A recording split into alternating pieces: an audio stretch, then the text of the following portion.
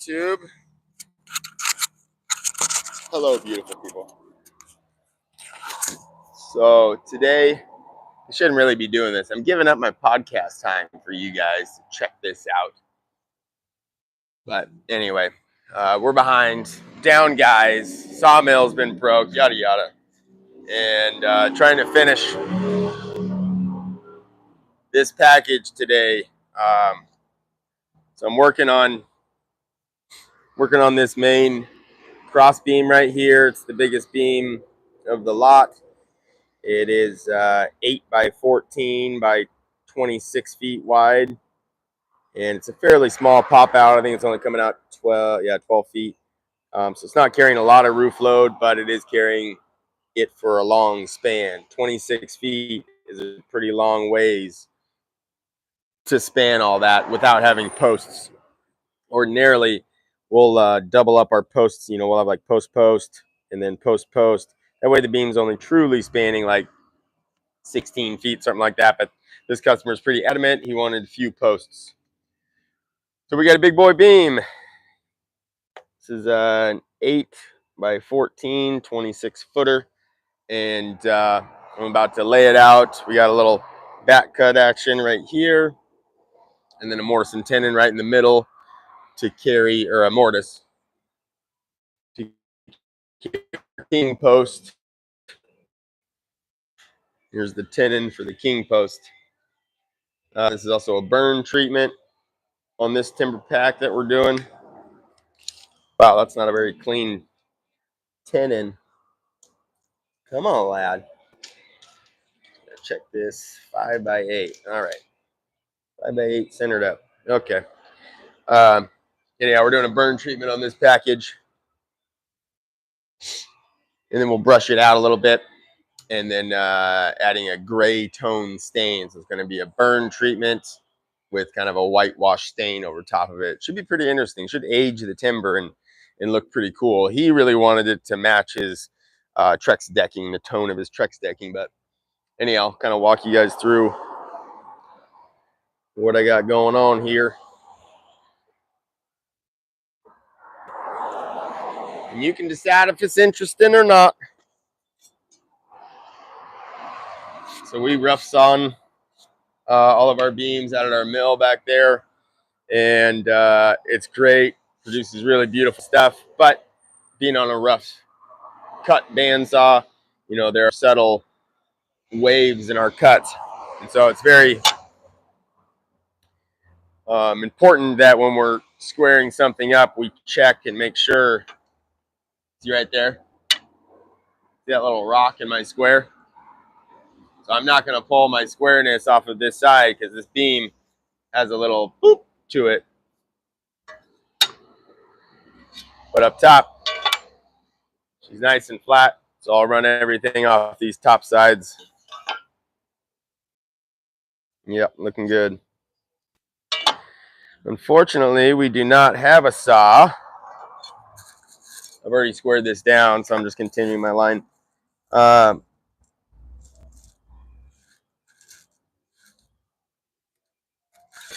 Unfortunately, they don't have a saw big enough yet to cut through 8 inches. We got the biggest saw they make, which cuts through about 6 1/4 inches. So we're going to have to do a two-sided cut on this big girl.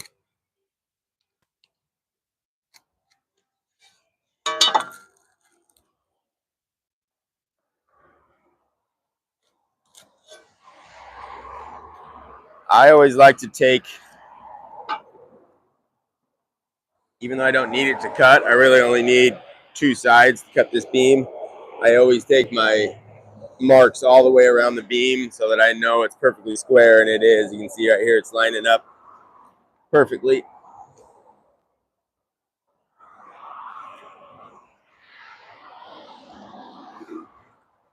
So I'm going to lay this all out, and then, you know, it's a big heavy beam, so I don't want to move it and turn it and all that stuff as little as possible. So we've crowned it. I better double check that actually. I'm pretty sure the crown is up. So we're going to lay everything out and then turn it and roll it as few times as possible.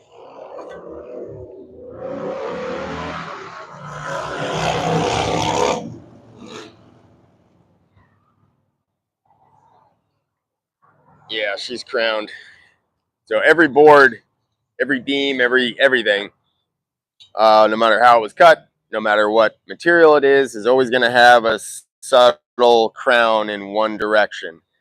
Because whenever that wood's cut, the tension that's in the grain, will release certain ways, and so it always gives it a slight bow.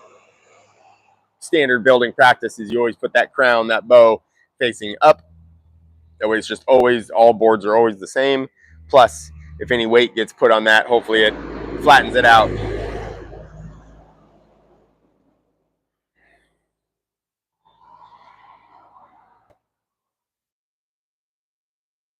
I need a bigger tape measure.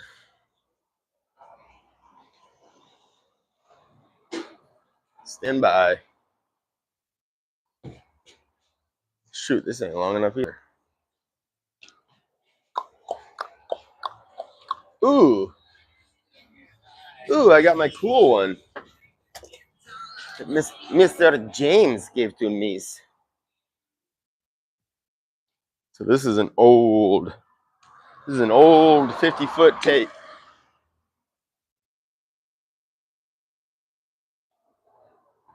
A Row Comet. Really like these old school 50s because they're compact. The ones you get today are like twice the size. They're the same size whether you get a 100-footer or a 50-footer. But I like these old school guys. They're slower than hell to reel up. Like that would be like one turn with a new tape. But with these old guys, it takes forever to roll it up. But they're super compact, and I really like that.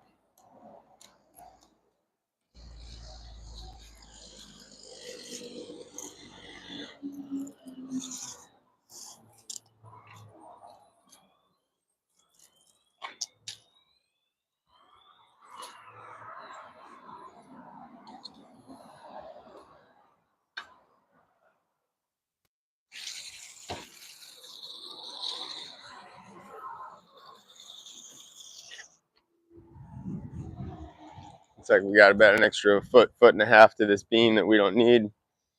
So I typically burn a foot. We're going to be cutting this beam. Where the hell's my overall?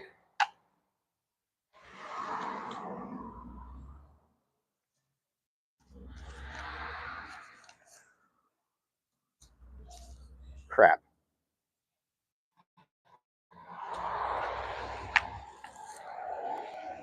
Oh, there it is. Okay, so overall on my beam is actually going to be 24'8" outside to outside. We got back cut for our rafters, and then a mortise for a mortise and tenon right there in the middle. So 24'8", 24'8". Don't forget that.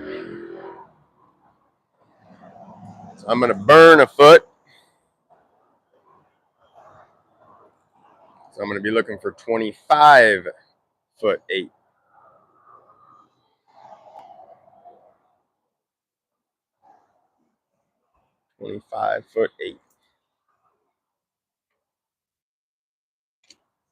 Oh, 24, 25.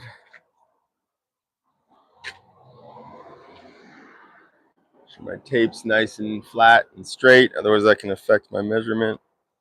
So 25'8". Right on that money.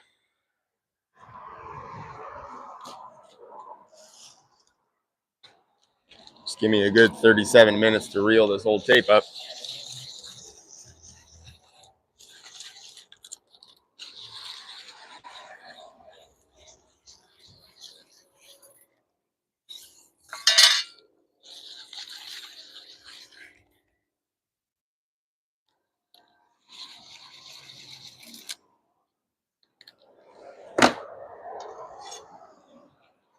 Really like these squares.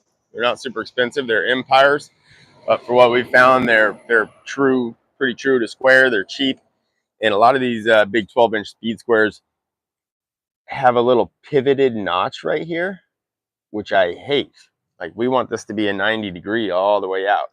And the Empires do not have that dumb little notch out of the corner. So again, we're going to check, see if we got any wiggles in our square. We do not. I'm going to square this all the way around the beam.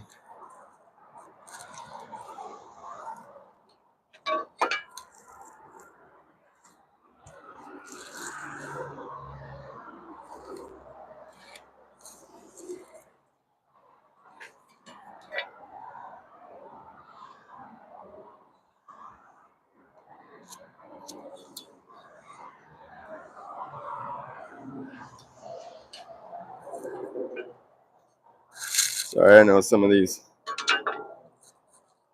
shots in the video are not going to be great, but you're just going to have to live with it, dude.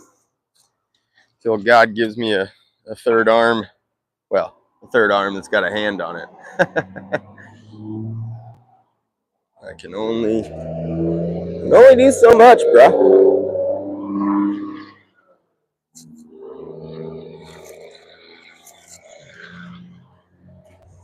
Something else I do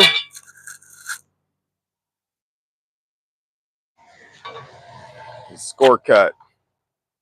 Now this cut is not going to be exposed. It's not a pocket or anything. It's the end of the beam, and that end of that beam is actually going to go into a pocket and be covered. So I'm not as worried about it. But we always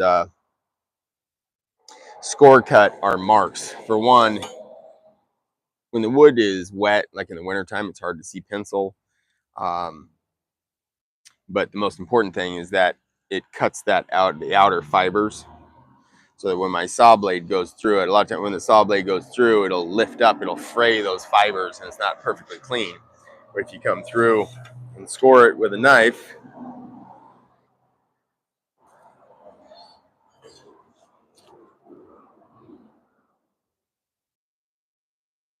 okay, so we do have a little bump on the end of this beam. I was just concerned because my square right here looks a lot different than my square right there. Let me show you. That's perfectly square. So when I flipped it over this way,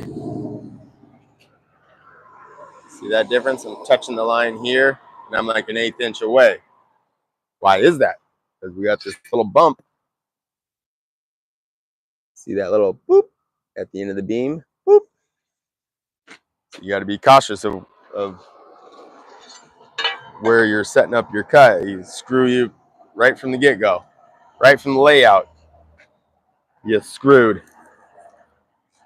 I think this is called a box chisel knife.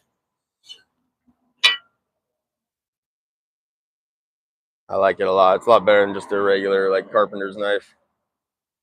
Much stronger.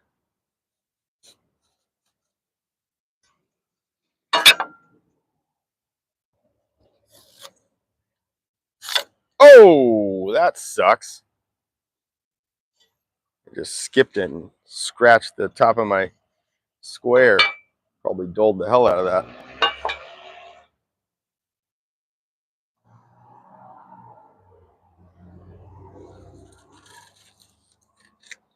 But whatever, you know? Life happens, man. You gotta roll with the punches. Or whatever. Let's lay this 10 out too.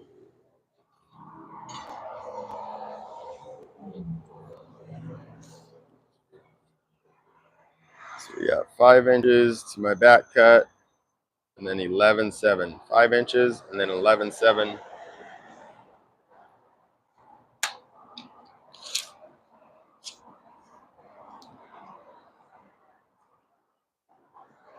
Five inches.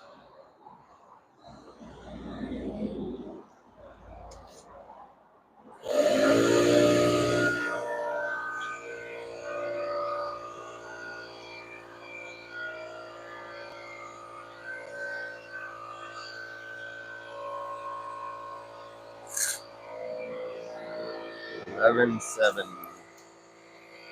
Now this should be dead nuts.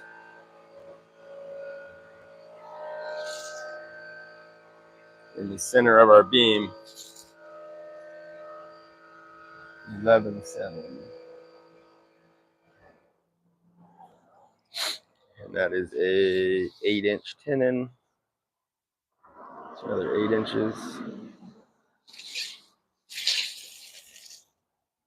Now this should be exactly in the center of my beam, so I'm going to check my number coming back the other way and make sure it's correct. Hold still.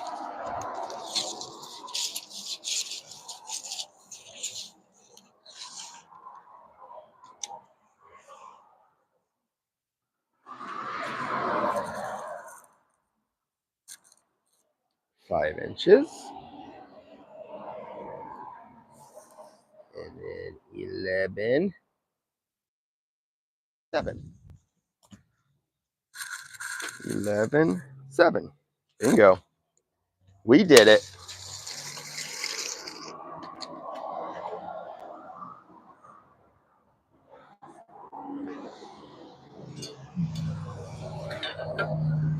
Again, I'm going to check my beam for any weirdness. There's a knot right there, which typically the bandsaw will do a subtle weirdness. You know, it'll move a 16th or possibly even 1/8 of an inch when it hits the dense knots.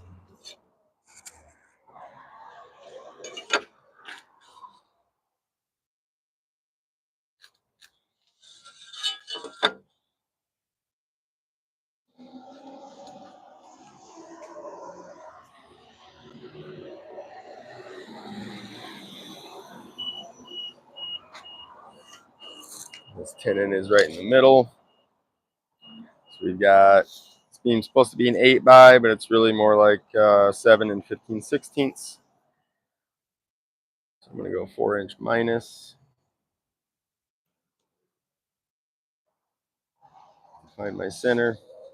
And this is a 2-inch wide tenon. So I'm just burning my tape and putting my, I don't want to put my 10. This drives me nuts about my guys. My guys will just burn a random number. Like burning means, you know, I got to mark here and I need to go over an inch. So you just, instead of putting the end of your tape, which is a difficult thing to do because you got your hook right here, you know, you burn your tape and you put it on it. They'll just put it on a random number like 7, which if you're only marking an inch, that's pretty hard to mess up. But if you're marking, say you're burning and you need to mark 13 inches, you don't want to start on 7. Well, that's a bad example, but say you start at 7 and you got to add 17 or, you know, some weird number. Now you're trying to add, 7 plus blah, blah, blah is blah.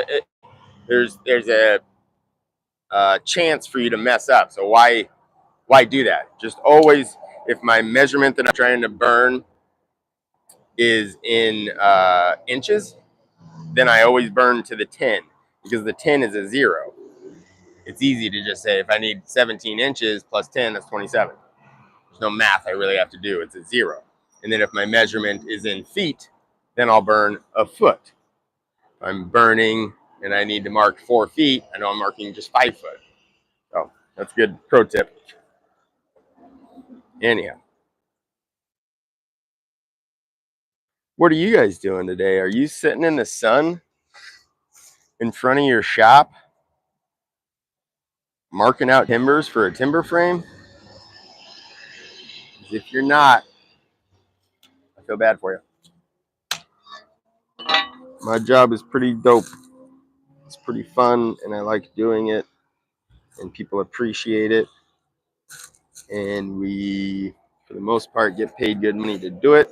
We need to get faster and more efficient at it so we make better money, but for the most part, people aren't trying to nickel and dime us, you know. They know that what we do is artwork and they pay for that.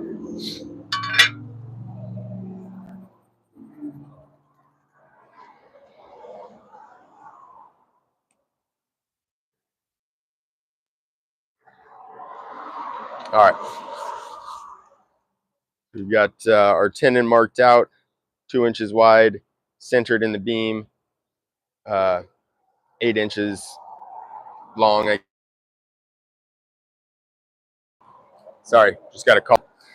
And then it's going to be 5 inches deep. Now I'm the one laying out and I'm the one cutting, so I don't really need this, but and my guys are skilled enough now that I don't have to do this. Now I normally just give them the blueprints and they're able to do their own layout and their own cutting and everything. But when I'm training somebody, I do all the layout. I mark all the timber and I'll put little notes like that, like this tenon needs to be 5 inches deep. That way there's no mistakes to be made. If there's a mistake made, it's my fault. And all they have to do is actually, you know, the cutting. All right, so now we got to do some, we got to roll this pig. Stand by.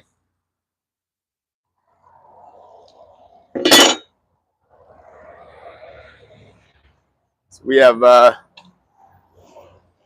have beam wrenches for every size of beam from 4-inch all the way up to 12-inch. This here is a beam wrench. This is an 8-inch beam, 8-inch wrench. Slip this bad boy on here. This is probably an 800-pound beam, I'd guess.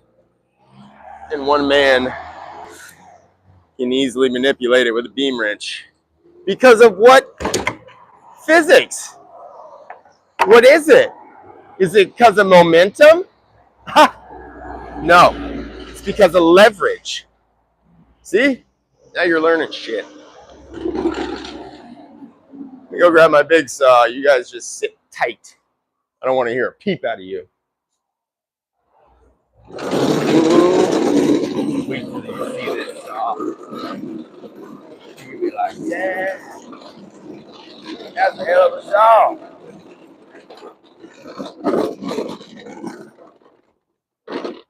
Hoo-ah. Right chair, boy. Oh, yeah, that's a heavy beam. 16-inch skill saw. So Makita is kind of that's the brand that we mess with the most. But their 16-inch saw is like $2,000 or something like that. Something like that. I can't remember. Super expensive. This thing was like $800, and I really like it. It cuts super square. It's a great saw. So if you're looking to buy a big beam saw, I recommend this one.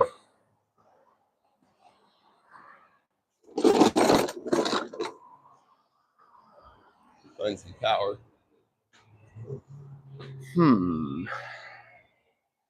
The angel opens her eyes.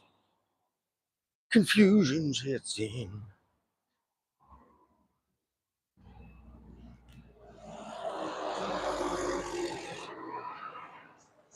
This is also one of the only corded tools we still have.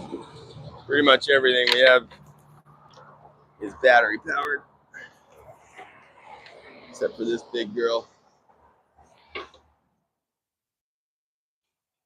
I think they actually made one. I think I saw one on Instagram. They do have a 40-volt big boy saw. Oh, crap. Here's another tip. The blade for this saw is like $150 if I remember right. Most people are going to change their blades too soon. See how this pitch and crap built up on the teeth? If you simply clean that, if you simply take something sharp and clean all this collected shit out of the gully, and then take some goof off or some WD-40 and get all this stuff off the tooth, and then lubricate it, it'll be like a brand new blade. Pickles timber framing. I learned that from them, so gotta give props. Well, we're gonna see how she cuts without cleaning it real quick. Just gotta make my score cut, and then we'll do a real cut.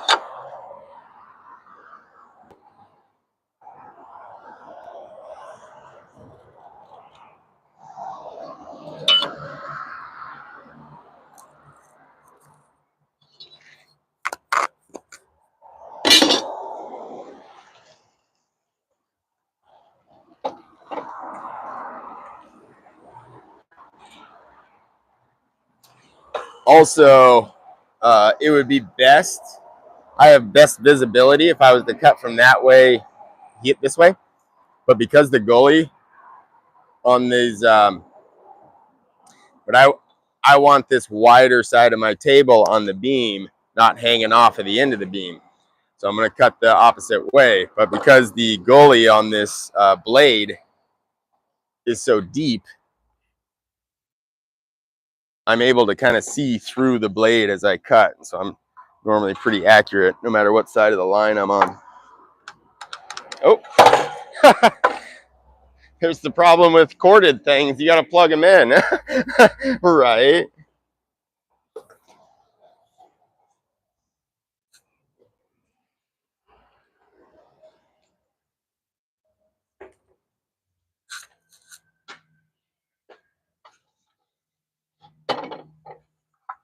Plug your ears, kids.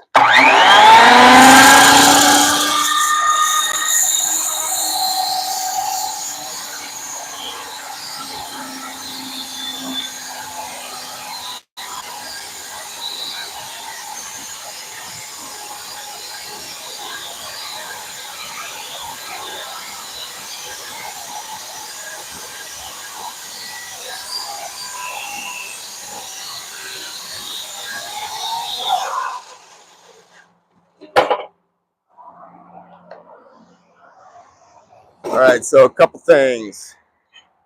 Pro tip on cutting. Actually, I'll show you at the other end.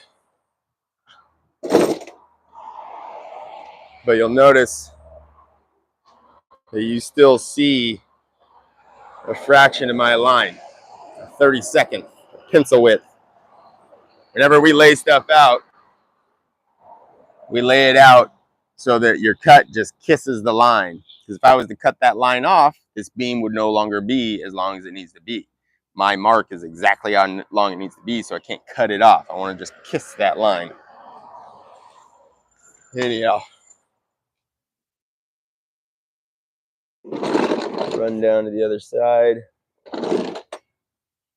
All right, I guess we're just carrying this big son of a...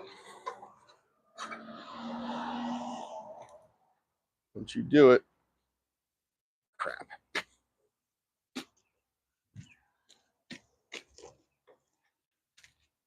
Ain't no thing for me, though. As you can tell, strongest boy alive.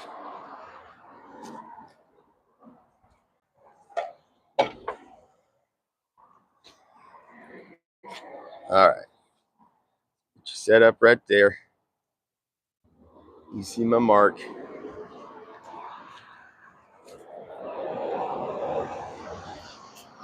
Now, when I'm cutting, I'm trying to have as few of my joints moving as possible.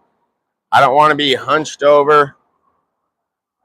I don't want to be having my saw like this or like that. I want to be straight in line with it, and very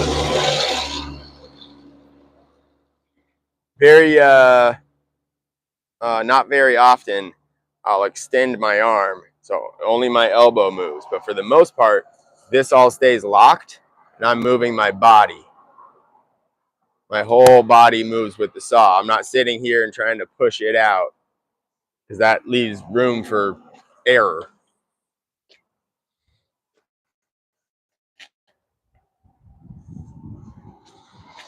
We already score cutted this side.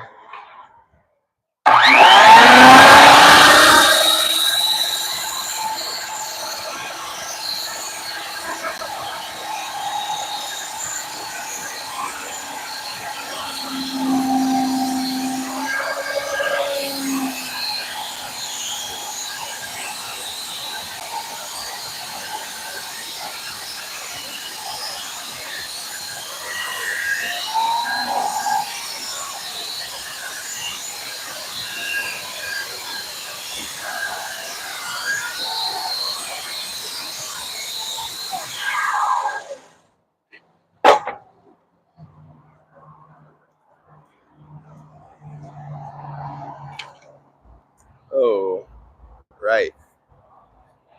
We gotta do our back cuts. So we better lay those out. Stand by.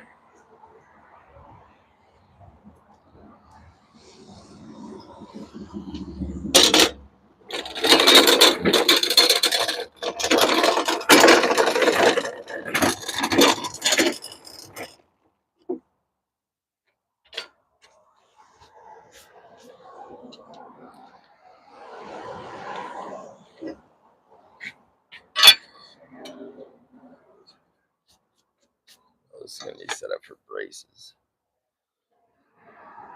Yep, that's not right. Dang it. All right, so we got to go reset this framing square. These knuckles are set up for our knee braces. It's not the correct angle that I need.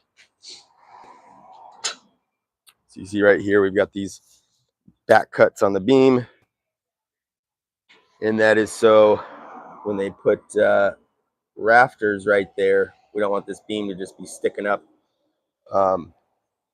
square and looking dumb. So we do a back cut so it matches the rafters. We keep a board just like this. It's got all of our, we add to it all the time, but it's got a bunch of different angles on it. You know, 10.02 degrees. That's a 312 pitch. We have our common braces. This is a 2 foot by 5 foot brace, which is 21.8 degree, yada, yada. Anyway, we do this on the board. That way we can set our square. Where the hell is my 512?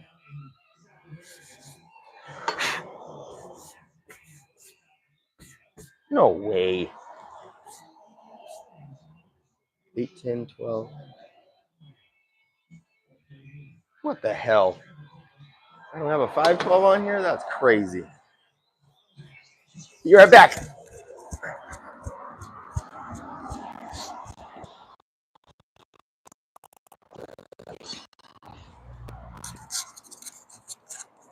It's very strange that we don't have a 512 on the board. 512 is a very common pitch.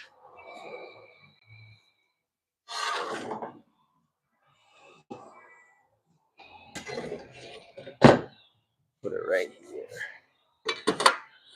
So 512 is AKA is a 22.5 degree, which is 1/4 of a 90 degree angle. It's a very common angle.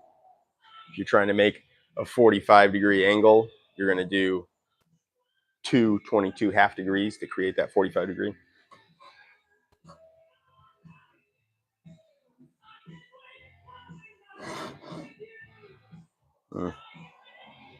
Running out of board space. Oh, here's a 512. I knew we'd have one. But I can tell I did not make this mark, so I'm going to double check it.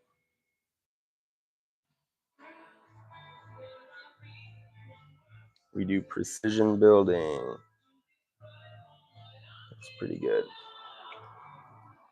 We do precision timber framing, so 22.5 degrees. So our angles are very precise. They have to be. Especially on a long cut. If your angles, if you're only cutting something that's 6 inches long and your angle's off, maybe it'll only be off 1/16 of an inch. But if you multiply that by 30 inches, that's going to compound. The further you go, the worse your angle is going to get. It's very important that our angles are extremely precise. These are Martinez framing knuckles. They are by far the best ones I've ever had. I'm locking this square, and now this has both my vertical cut and my horizontal cut. Just gonna double check it. Looks good. All right, let's get to work.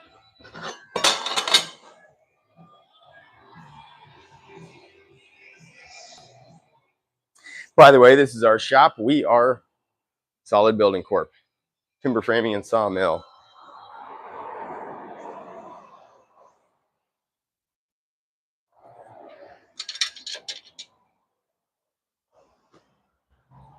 Let this side out while we're down here.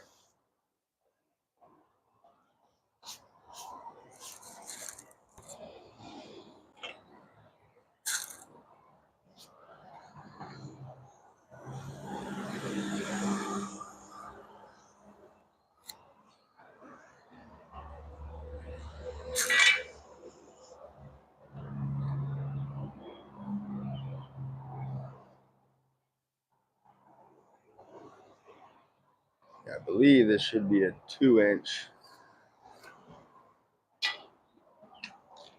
rise. Yeah, like 2 1/16. Live with that.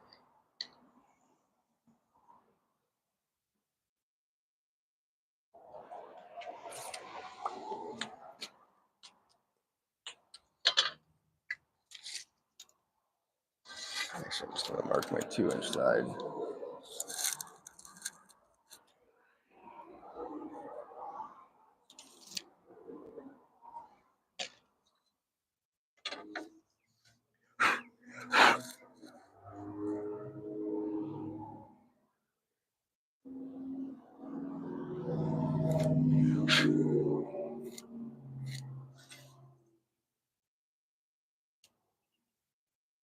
I really like these number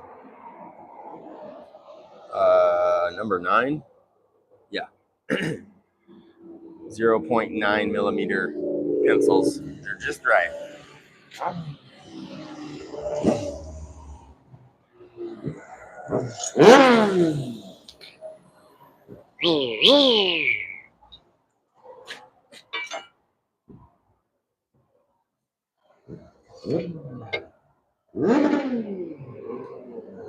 If you've ever ridden a motorcycle, it's almost impossible not to rev it up. I know it sounds douchey, but you just got to do it, man. Feels good. All right, so something else I got to take into consideration. On that end, we were only cutting off a 1/2 inch, so not a big deal. But on this side, we're cutting off about 1.5 feet of 8-inch timber. This is going to be really heavy. So when I go to cut it, that last like 2 inches, all of this weight is going to fall, and it could potentially splinter off the beam that I'm trying to keep and make it look like shit. So often what I'm going to do here, if I had somebody here with me, they would just catch it.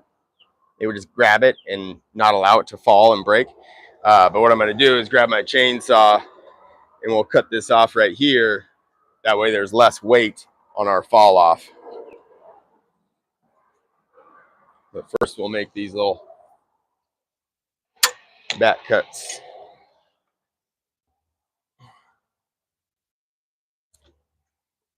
And the tool we're about to get out next is going to excite you guys the most.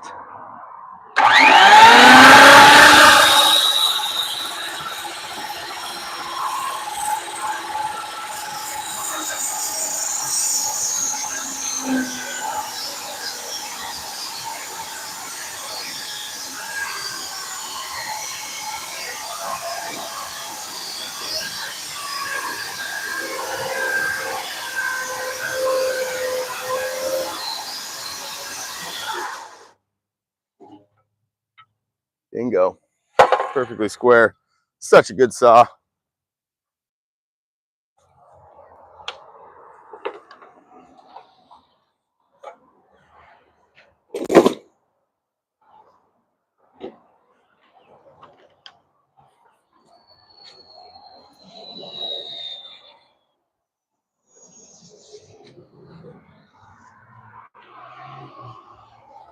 The tool we're going to get out next after the chainsaw is our chain mortiser, which is probably a tool you've never seen before.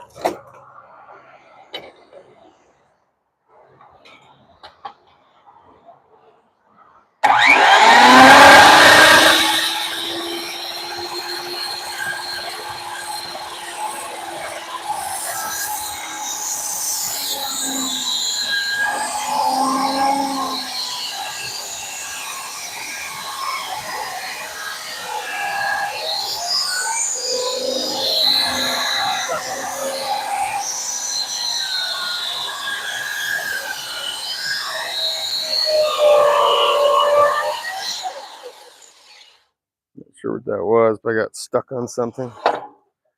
Probably just that lip.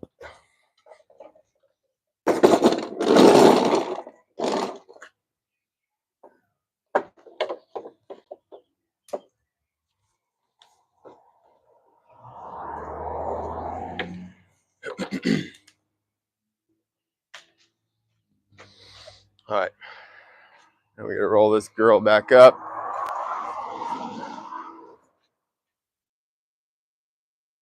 Cut the end off with the chainsaw and then chain mortise. But there's no November rain. Actually, just beam wrench. One man, 1,000 pounds. Can he do it? Ooh, I heard a little snapping. Don't break, you piece of shit. Do it. Ooh. I think my beam wrench is gonna snap.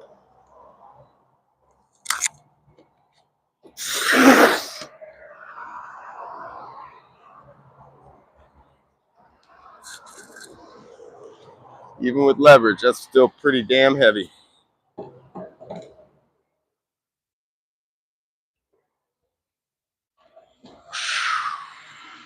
See that? See that weight? She's heavy. All right, chainsaw. Chain mortiser. Go, go.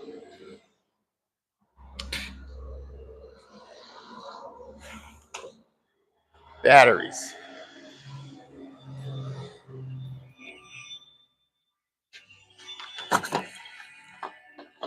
One battery. Two batteries. Ah.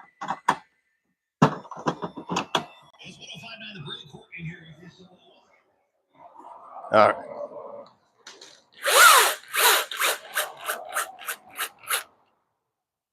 Let's go hack the end of this beam off.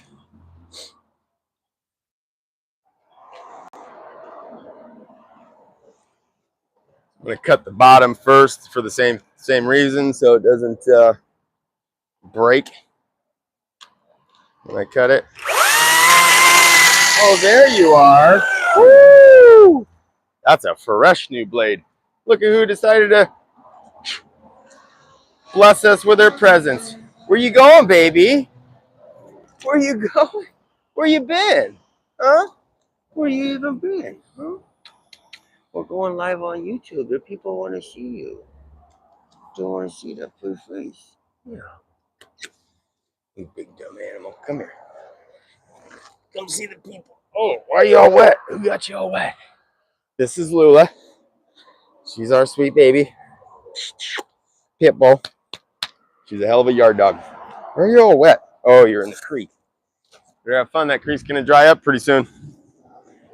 All right, so I made a little cut at the bottom. Now she's going bye-bye. Fresh new blade on this thing. Ooh, cutting like butter. Battery powered, so obviously not all that powerful.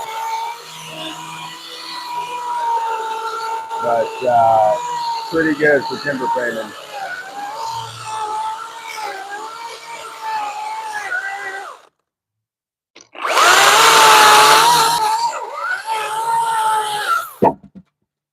Bingo. Huh. Now those are the size curls you want coming off your chainsaw, dude. That's the sign of a sharp, well-working blade. Look at that. These are like 4-inch curls. That's beautiful. Getting pretty jammed up in there, though.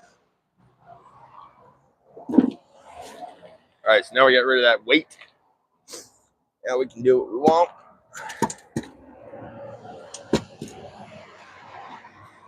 Now let's cut this mortise.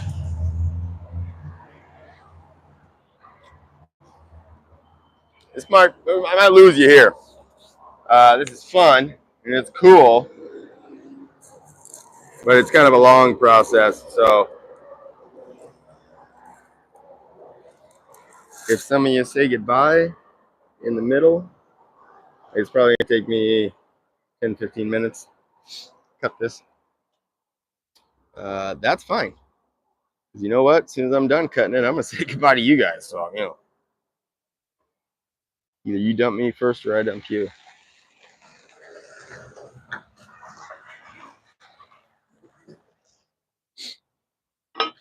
Blade's wandering on me a little, so I'm gonna use the straight edge. There we go. So same thing. Chain mortiser is literally a chainsaw on like a plunge system.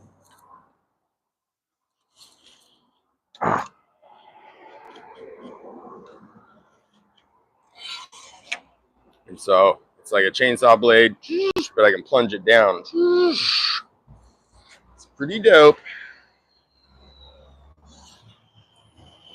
I need a little bench too.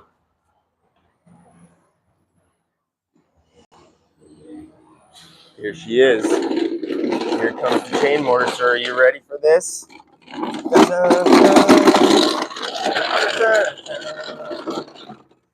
dun, dun, dun, dun. Oh. Dun, dun, dun, dun, dun, dun. La, la, la, la, la, la. So we're gonna buy a new chain mortiser. This one's dope. Makita works real good, but you have to clamp it, and it doesn't have very good maneuverability left to right. You got this crank. Where the hell is it? Up here. It'll take you in and out, but not left to right. Other designs, better designs in my opinion,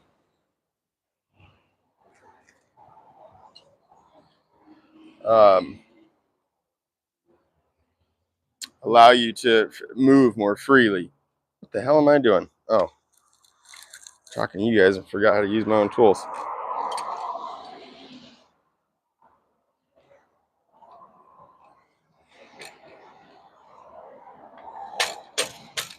Jeez. Grab a little bit of lubrication.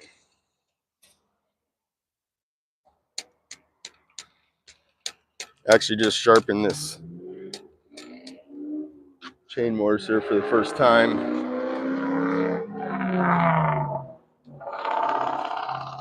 And so we're gonna see hopefully she's cutting the heck of a lot better. We got their little Phillips. We're gonna reposition that shit. It's always getting in the way. This little handle is always in the way. We're gonna take her out, put her in a better spot.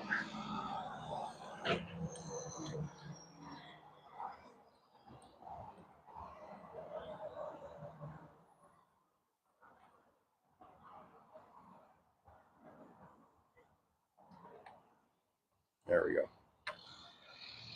All right, so we're relatively tight, relatively lined up there. Got to get plugged in. And this is my locker. That's spring loaded. Over here we got this big boy spring. So I pull that lever down. It clamps it tight to the board, which is nice for stability, but again, maneuverability is crap. Just need to grab a stool, something to stand on, and I'll be right back with you. Just be patient. God. This isn't a TikTok. I'm teaching you how to be a timber framer. These things take time, okay?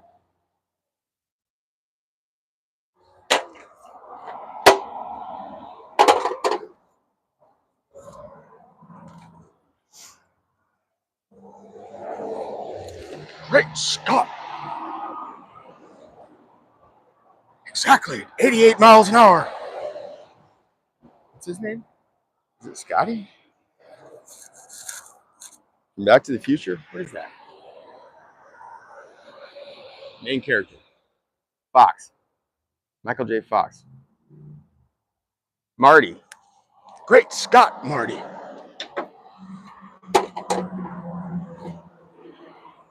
Anywho, it's nice to be up high like this. when you're doing this. So now I got my in and out. I'm gonna go out here. We'll do a little test plunge. See how this new chain's cutting.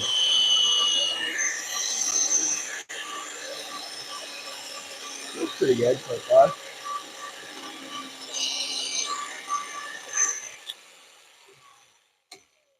Oh, that's not gonna work.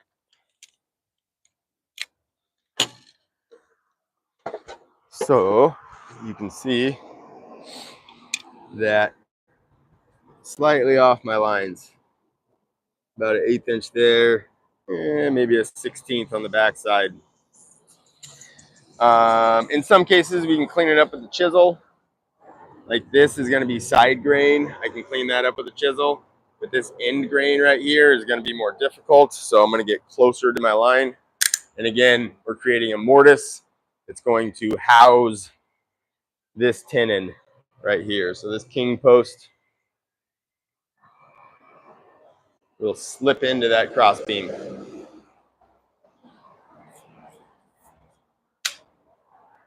I got Cottonmouth talking to you, mother. You know what? I'm grabbing a beer. Stand by again.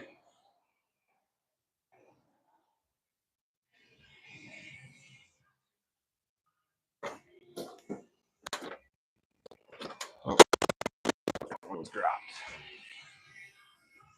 Ah, I love my shop. My whole life, I've always wanted to. Ready for this sound? Oh, yeah. My whole life, I've always wanted a gangster shop. And this one's pretty nice, but my next one I'll build and it'll be perfect. But, you know, we got flags everywhere. We got timber stuff laying around. There's cold beer in the kitchen, office in the back, a wood stove. Like, what more do you need, bud? What more do you need? I was just posting about that yesterday. Take stock. Take stock in all the good things in your life. A lot of times, probably especially Americans, but everybody, I think it's just human nature to focus on what we don't have or what we're trying to get or, ooh, yep, got to pull that up. And it can become, you know, you get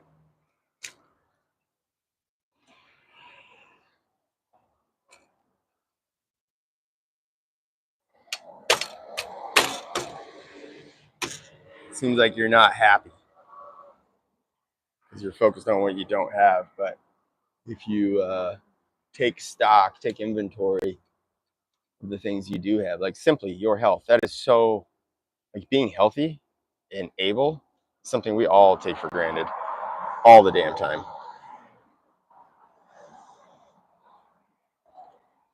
A rich man would trade it all to be healthy. If he had cancer or leukemia or brain tumor, he would trade it all, every cent he had, to be healthy and able. And we wake up healthy and able every day. So try not to take advantage of that. I say my gratefuls, try to every morning. And I'm certainly grateful for my health. So when you focus on what you do have, it makes your life a heck of a lot easier. We'll grab some lubrication and then we'll get cutting.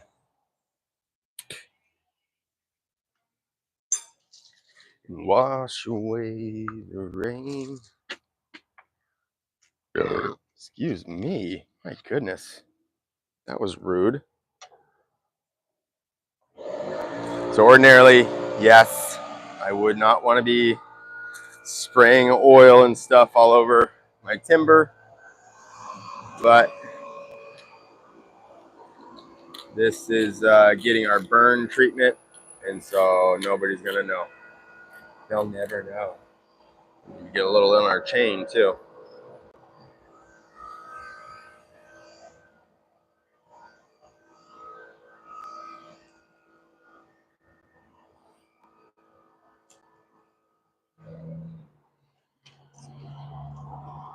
Get that bad boy lubed up.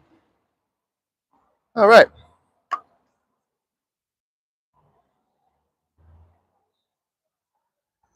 Now we're ready to go. See you guys in 10 minutes. Nope. Jeez. Gotta set my depth. So because this is round at the bottom, I have to add 3/4 of an inch because it doesn't cut perfectly square. So I'm doing a 5-inch mortise, but because it's going to be rounded at the bottom, I actually have to go 5 3/4. How deep my mortise will be. Just lock this little wing nut, and that will stop my machine from going, too deep. It sets my depth. 5 7/8. That'll work.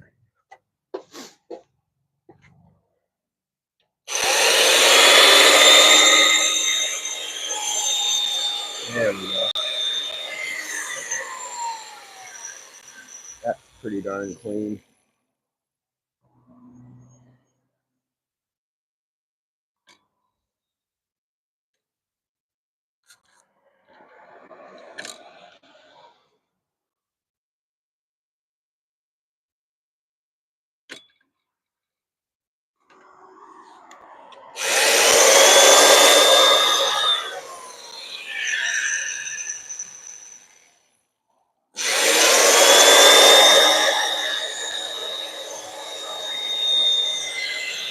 Perfection.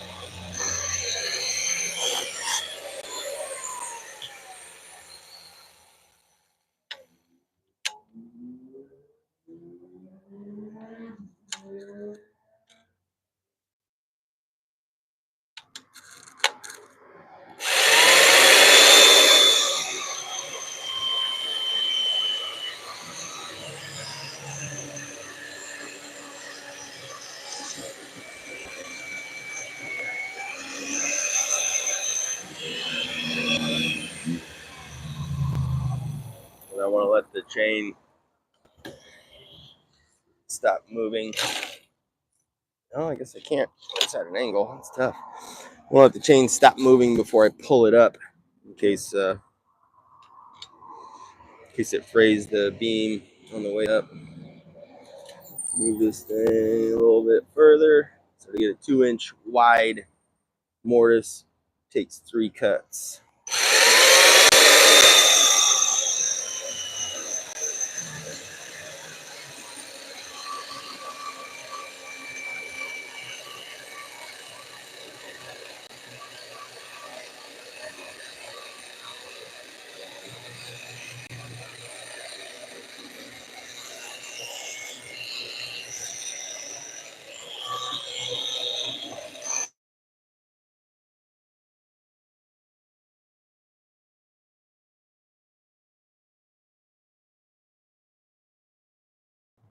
There we go. That's my old crew. Worked for me for 3 or 4 years, and now we brought them back. They started their own business, and we brought them back to do some of our installs. So pretty excited about that. Sorry about that. I got a phone call, but I'm going to run through and answer some of these questions. What are you doing? Well, I don't know at what point you're asking that question, but prepping timbers for our timber frame is the general answer. Are you allowing for soffit thickness as well? Our soffits go on top of our rafters generally. Actually, that's a damn good point. So the rafters are going to be cut in the field by somebody else, and so they'll have to make that adjustment with their rafters. But that's a good point. Actually, on the back cut on that beam, I should maybe clarify with the customer what they want to do. Generally, when we're doing it, it's open soffits. So we put our soffits on top of the rafters. When I just set the square on a 5, bottom of the beam, I just really like using the framing square. Really like it because you have both your vertical and your horizontal cut, you know, your plumb cut and your seat cut. So having both is pretty clutch. And it's a longer, you know, I got 18 inches, or no, 24 inches on the long side.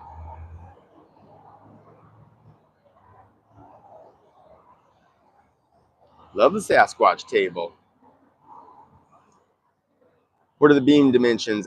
This is an 8 by 14, and it is 26 feet long.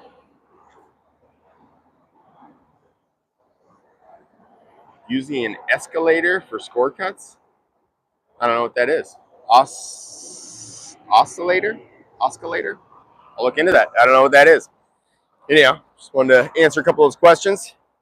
Back to business.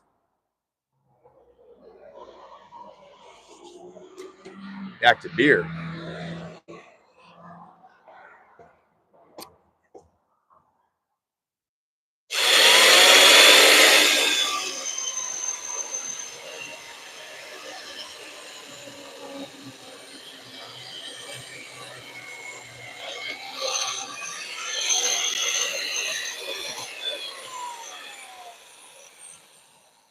So I need to stop the chain when I'm on an outer edge, but that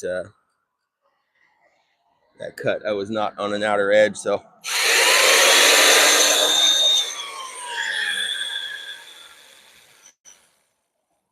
A little too far. Yeah. Just right.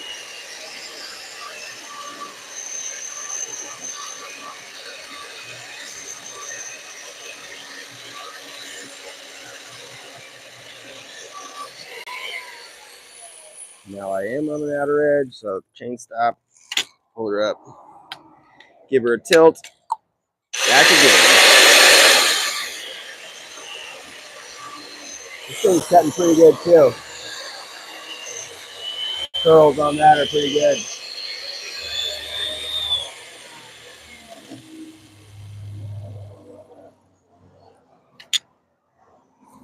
All right. See, now the annoying part. What I don't like about the design on this mortiser is now I need to shift left and right, and I have to detension the whole saw and slide it over. That's what this lever makes it, you know, fairly easy for. Is, you know, I've got it set to my pretty close measurement here with this little lever lock, and then so I just have to pull that lever to loosen it, slide over a little bit, pull that lever back down, and I'm locked. So it's not like it takes a lot of time, but the other chain mortisers, you simply it's L shaped, so you just butt one side and start cutting. There is no two sides, which seems like it might be needed, but it's not.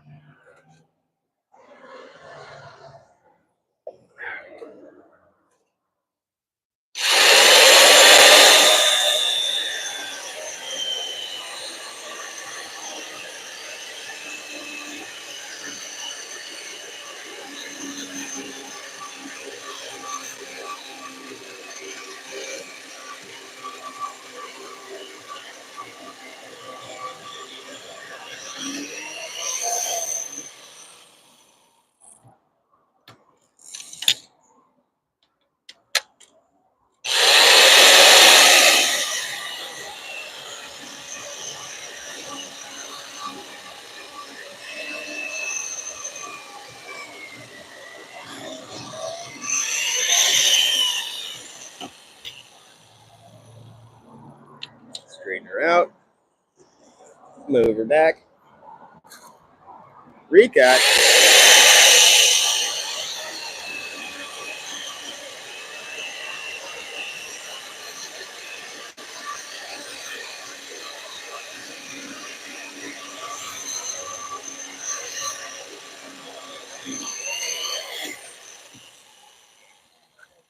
Give her a tilt, keep going. So what are you guys doing today?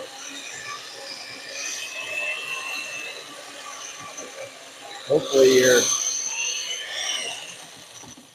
getting the same blessing that I am, in the damn sunshine, cutting timbers. No complaints from me.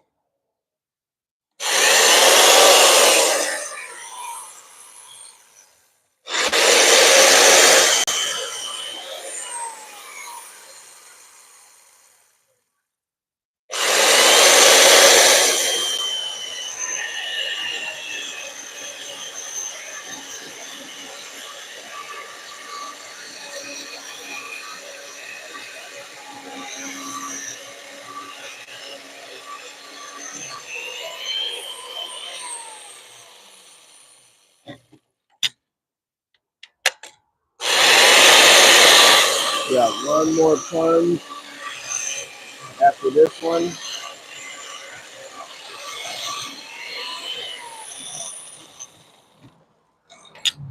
Yeah, I think we're done. Clean her up with the framing chisel.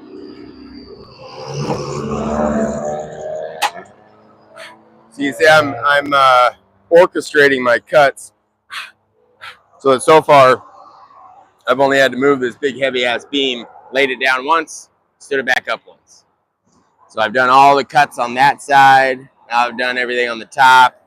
I'll have to roll it one more time to cut this back side, but I want to do as many cuts as possible and as little moving the beam around as I can avoid.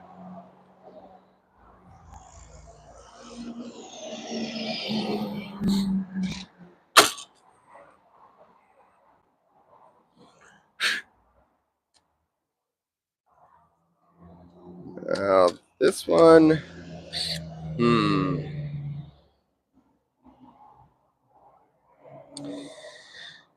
yeah. So this one, because this is the upside of my chainsaw, it can tear the edges. So we typically turn the saw around and cut from the other side.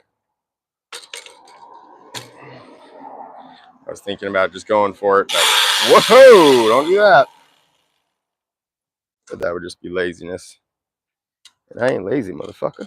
Motherfucker.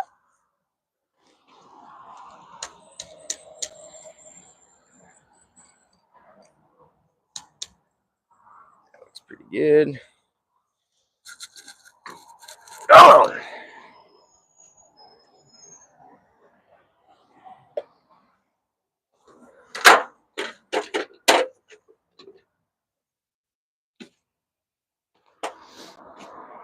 Where you guys from? Where are you watching from? Tell me what states you're in. Tell me what you do for a living. Oh my God, Lula. Lula, what the hell have you been doing, girl? Where's your pretty white face? Come on, baby. I literally just gave her a bath. You're lucky you're so pretty. Anyway, tell me, what do you do for work? You in the building? Where are you from? What state you in? We're here in the Pacific Northwest, and we are timber framers. And that is my dog Lou. We're kind of a family of timber framers. My wife helps out. Good God, that dog is fucking filthy. My wife helps out with timber framing. My daughter, yeah, she tries. She's only 9. I'm really excited to get her into design. Help me out with the designing part.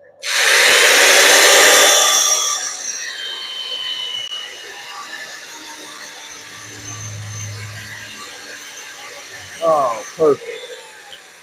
We're looking perfect left and right. Gotta move back a little bit.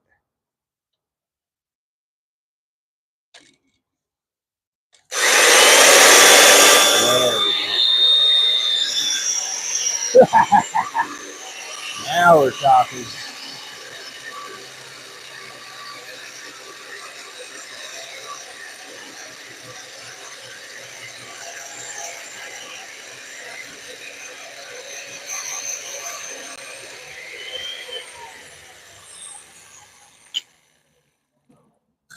Final 2 plunges right here, guys.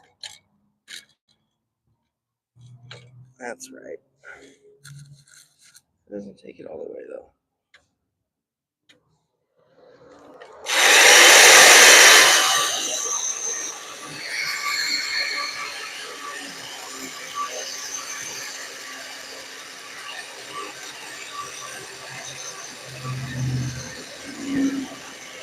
So the other 2 brands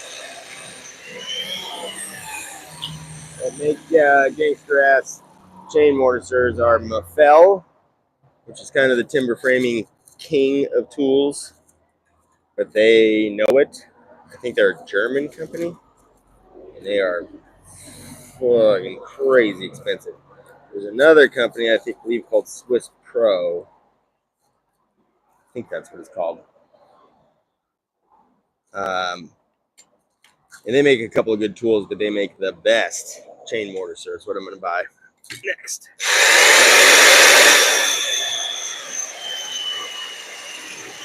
Oh yeah, final plunge. Let's go.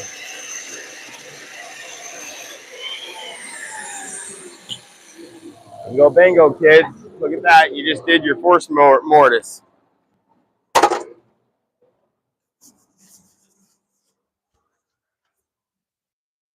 Get this thing out of your way. You did. Hey. You did a great job. Proud of you. Loosen this up. Bam. Put this little sun gun back on her wheeler. And then we'll get this cleaned out so you guys can see all your fine work you just did.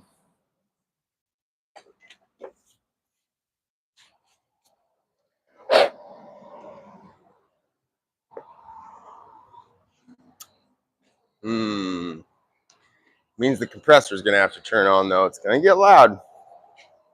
Don't get scared. Better grab a chisel while I'm here. Yeah, let's grab the big boy chisel. Yeah. And then I'll show you a trick with the framing square.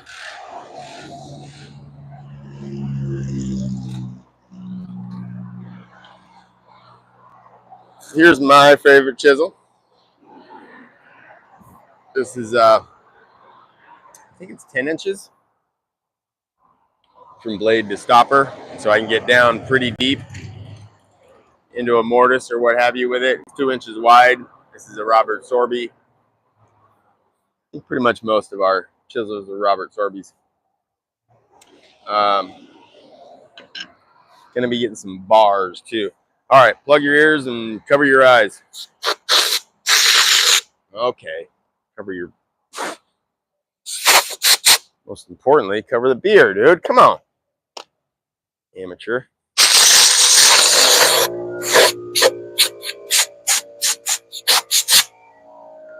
Shop vac works good for this too.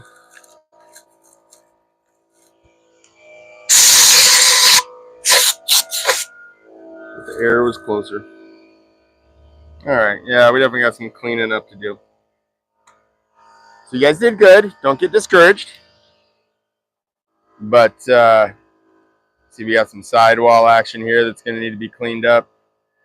The bottom, if you can see how it's got these little round coves, because obviously the bottom of the chain mortiser is round.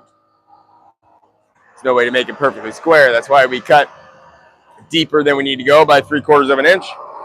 And, we got to come through and clean up a little bit. I don't really care about flattening all those out, but I do need to clean up all these sides, make it look a little bit better than that. You know why? Because we're better than that.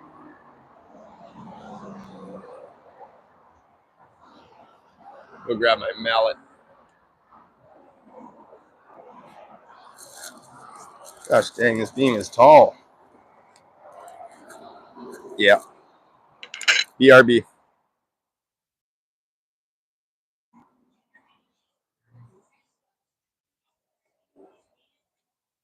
A little bit of agua, a little whacker. Do I want a shorter chisel? Why not? Let's grab the 1.5 inch. Why not? Another Robert Sorby. This is an 1.5 inch, probably looks like about an 8-inch blade. Water. Simplest trick in the world when you're doing some chiseling. Softens up the wood cells. So, how? What the hell is going on, Lola? How do you keep getting dirtier every time you come back? Baby, what is happening? Oh my God. Craziness. Colorado, log home and timer contractor. I don't know what a timer contractor is, but building log homes is pretty dope. One of our buddies, Kevin, runs Mountain Log Homes about 20 minutes from here, and they're pretty dope. The older boys help me a bit with the log work, usually just running the crane, but they try to draw knife as well. That's dope, man. Love it. You know what I'm talking about. It's the best job in the world, right? Building log homes, putting a draw knife in your hand, crack a beer and start pulling some curls. Come on. I mean, podcast on or something, like there ain't nothing better. The fell is awesome, but stupid expensive. Agree with you there. My next purchase will be one of those portable beam saws. Yep.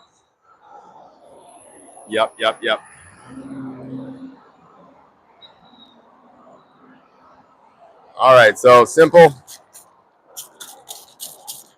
way to soften up the cells in the wood.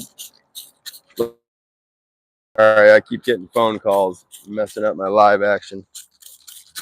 Learned this from my buddy Jeff Kelly, who is a timber framer in Maine. He's not on YouTube yet, which I keep telling him he's a freaking moron. But he's pretty big on Instagram, so check out Jeff Kelly.